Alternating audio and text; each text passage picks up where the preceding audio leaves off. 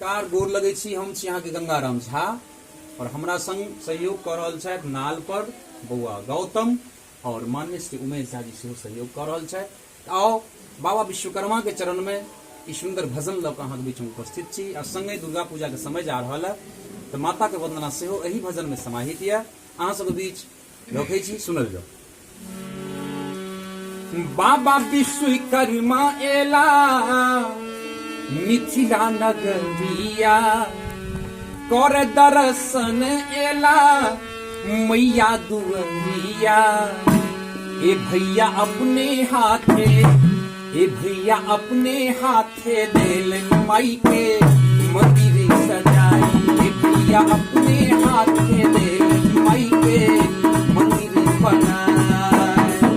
बाबा विश्वकर्मा एला मिथिला नगरिया, कर दर्शन एला मैया नगरिया।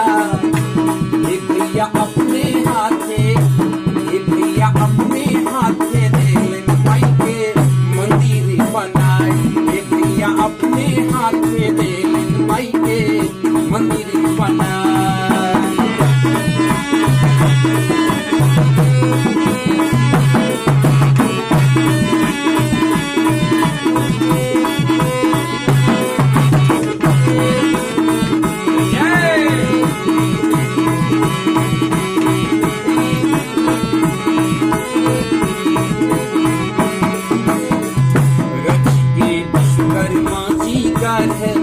मूर्तिया गह गह चमक लागल मैया के सूरतिया। के विश्वकर्मा जी कर मूर्तिया गह गह चमक लागल मैया के सूरतिया। अंबर से देवता सब पूरी पद सामैया, अंबर से देवता सब पद सामैया। विश्वकर्मा जी के, विश्वकर्मा जी के भैया देले दरस देखाई। विश्वकर्मा जी के भैया देले दरस देखाई। ये भैया अपने हाथ से देले आई के मंदिर बनाई।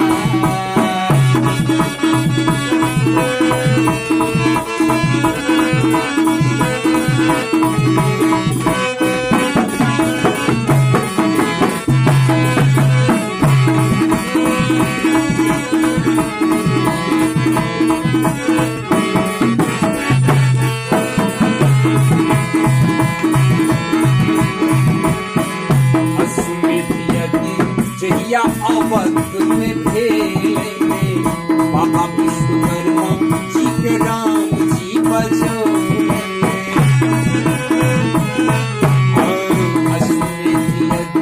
जहिया अवध में भेले बाबा विश्वकर्मा जी के राम जी बजौले।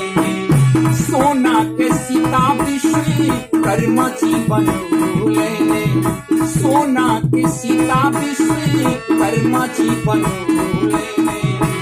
हे भैया राम जी के, हे भैया राम जी के यज्ञ बाबा देलन कराई।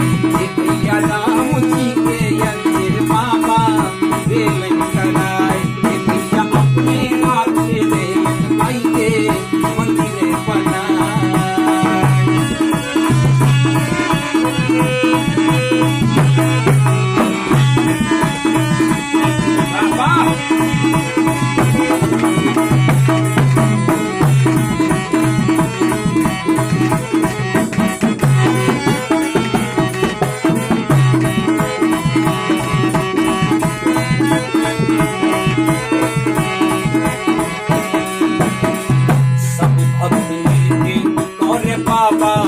पूजनवा बाबा विश्वकर्मा देलन सबके दर्शनवा।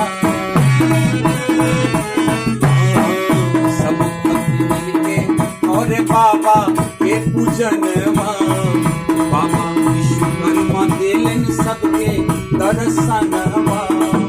गंगाराम गाबी रहलिए बाबा के भजनवा।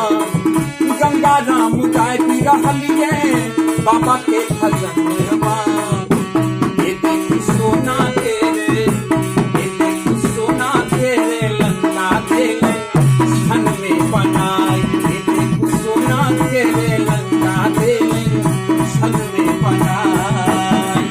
बाबा विश्वकर्मा मेला मिथिला नगरिया कर दर्शन एला मैया दुआरिया, ये भैया अपने